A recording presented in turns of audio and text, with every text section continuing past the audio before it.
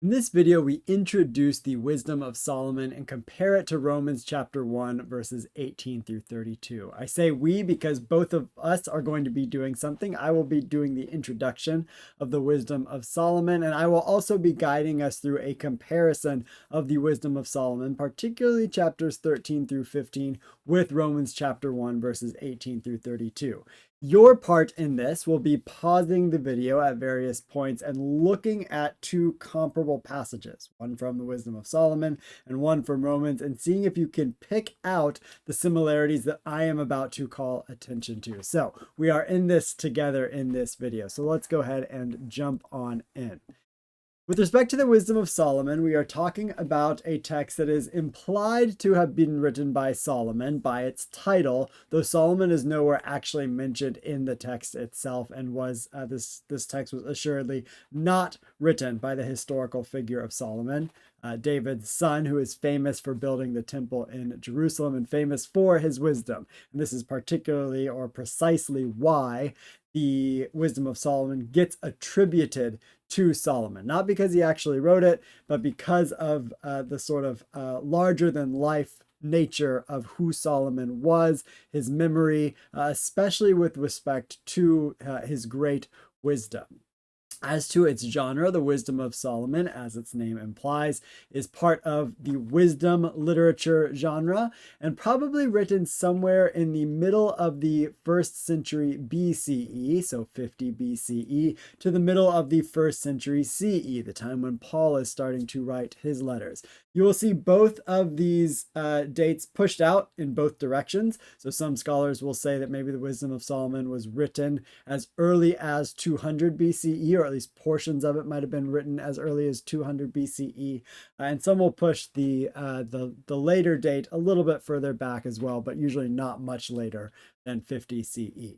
The Wisdom of Solomon is written in Greek, so it is a Greek document by a Hellenized Jew, a Jew who is thoroughly familiar with Greek culture and is able to use the Greek language to write the Greek language quite adeptly in Egypt. The sort of the text itself demonstrates some of the historical events that are going on in Egypt in this time period, specifically around issues of sort of Jewish-Greek conflict in the time period in Egypt in particular. And so the Wisdom of Solomon, one of its main purposes or one of its main themes is really to sort of prop up Judaism over and against Greek and Roman incursions, especially as we will see in the sections we're going to compare with Romans with respect to idolatry and immorality. With respect to sort of the circulation of the Wisdom of Solomon, we do not find any copies of it amongst the Dead Sea Scrolls, which suggests that, not all Jews in the 1st century world were reading this text, but many were, insofar as it is included in the Septuagint. And as such, it is authoritative in Roman Catholic and Eastern Orthodox canons as Deuterocanon, in what we as Protestants would call apocryphal literature. So included in many Bibles is canonical, though deuterocanonical in Roman Catholic and Eastern Orthodox churches, and it appears to have been authoritative for some of the church fathers, including Augustine. So Wisdom of Solomon would have been a known text and would have had some authority in the ancient world. As far as our comparison between the Wisdom of Solomon and Romans, the primary place that we see overlap between these two texts, and especially Wisdom of Solomon chapters 13 through 15 and Romans 1, 18 through 32, is with respect to this constellation of idolatry and immorality. That both of these texts, both Romans and the Wisdom of Solomon, are going to express a sort of Jewish understanding, and it's debatable how widespread this Jewish understanding was, whether or not all Jews in the ancient world had this understanding, or Wisdom of Solomon and Romans are sort of two instantiations of a smaller group that might have had this kind of understanding, that the idolatry and immorality are closely connected to one another. And so this is the primary similarities between the two. And we're going to see some similarities sort of in those ideas and also in particular wording when we move to comparing our texts. But we're also going to see that there are differences. And so as I point out these similarities and as you find the similarities, I encourage you not to think too little of the differences as well. Just because there are similarities between two texts does not mean that there are not also differences and differences in perspective. So we're going to look at some of those verbal similarities, and at the end, we'll circle back to some of the structural similarities about how the ideas of sort of idolatry and immorality, how they unfold with respect to one another in similar structural ways between these two texts. All right, so we are going to come to our place now where you are going to look for similarities here. I'm going to go away and make the screen a little bit bigger to make this easier for you. And I invite you here to go ahead and pause the video and look for similarities, whether it be with respect to ideas or with respect to particular words. All right, so the first similarity that I find here, I'm going to highlight for us with respect to the wisdom of Solomon. They were unable from the good things that are seen to know the one who exists. So people being unable to know God based on what they see in the world. Similarly, in Romans, we have this statement that for what can be known about God is plain to them because God has shown it to them.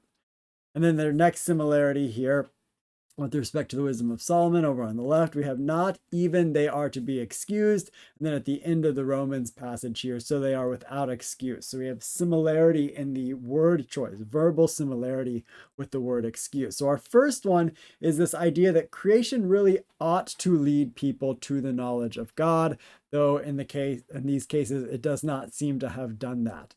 And our second similarity is with respect to this excuse language. Moving a little bit forward in both passages here, we have Wisdom 14, 8 through 11, Romans chapter 1, verses 21 through 23. Once again, I invite you to pause the video here and look for ideological or verbal similarities. All right, so the first one I'm going to highlight here is idols in and of themselves. So with Wisdom 14, it is talking about idols that are made with hands, physical images, physical things that are created for the purpose of worship. And then Romans chapter 1 does the same thing. Images resembling either a human or a bird or some kind of four-footed animal or reptile. That is an idol that is worshipped. So that's our first similarity. And the second is on the sort of not quite on the verbal level, but we're getting close to the verbal level with the idea of foolishness.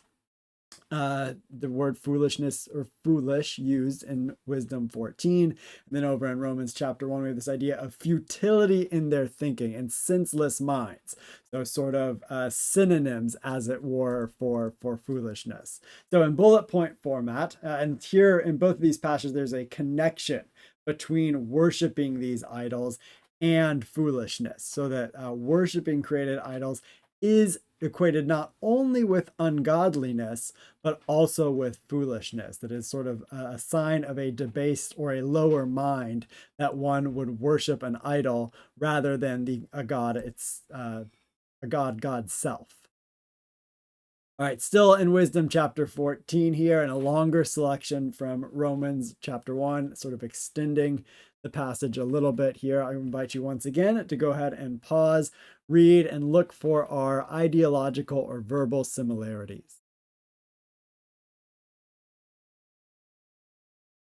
All right, the first one, as I'm going to call attention to, again, a parallel in language, though not the exact same words used here.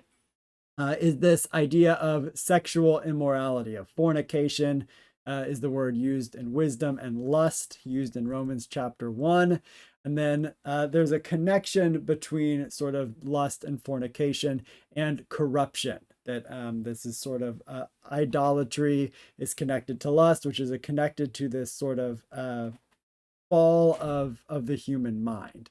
that fornication leads to the corruption of life, sort of a shriveling away of life in Wisdom 14, and to a debased mind in Romans chapter 1, that there is a connection between lust and a shriveling of the mind in Romans, just as there is a connection between fornication and the corruption of life in Wisdom 14. So the way that I put it in bullet point format here is going to be worshiping idols results in immorality. And our last one here, Wisdom 14, verses 30 through 31, and Romans 1:32. Once again, see if you can't find a ideological and or verbal similarity here. All right, so the one that I'm going to call attention to is the fact that we get sort of this bit about punishments and judgment.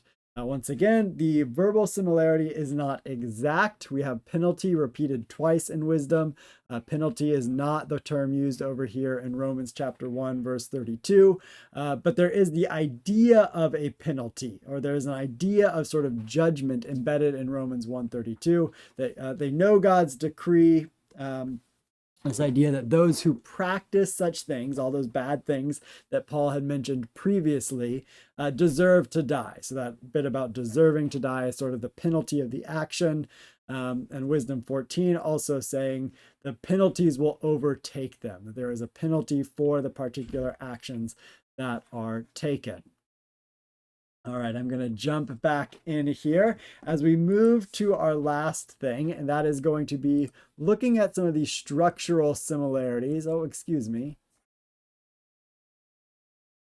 Looking at some of these structural similarities between Romans and the Wisdom of Solomon, sort of the logic of how the relationship between idolatry and immorality unfolds in the passages. And so this is sort of a four-step process by which it unfolds in each one of these texts. So we see this same sort of four-step process unfolding in both the Wisdom of Solomon, chapters 13 through 15, and Romans chapter 1, verses 18 through 32. So the first step in the sort of structural or logical argument is that the created stuff, the stuff of the world, people look out on the world and they ought to be led to knowledge of the one God, according to both Wisdom of Solomon and to Romans, that creation leads to knowledge of God. The second step is that worshiping created idols is equated with ungodliness and foolishness in some way. So not only is worshiping an idol sort of an idolatrous thing, but it is also a foolish thing. It's the result of, and it leads to a sort of debased mind. And it also leads to immorality. So if one worships idols, one is also likely to be immoral. According to the logic of both Wisdom of Solomon and Romans chapter 1. And finally, this idolatry and this immorality leads to judgment or punishment. The way that the punishment or judgment is sort of meted out is not identical in Wisdom and Romans, and I would suggest that this is perhaps the biggest difference between the two texts of what the judgment consists of. In Romans, it's sort of people being left to their own devices, that actually the sort of debased mind, the foolishness, is judgment in itself, where Wisdom of Solomon seems to have more of an external judgment to it. So a sort of four-step similarity to round us out our similarities between Romans chapter 1 and the Wisdom of Solomon chapters 13 through 15.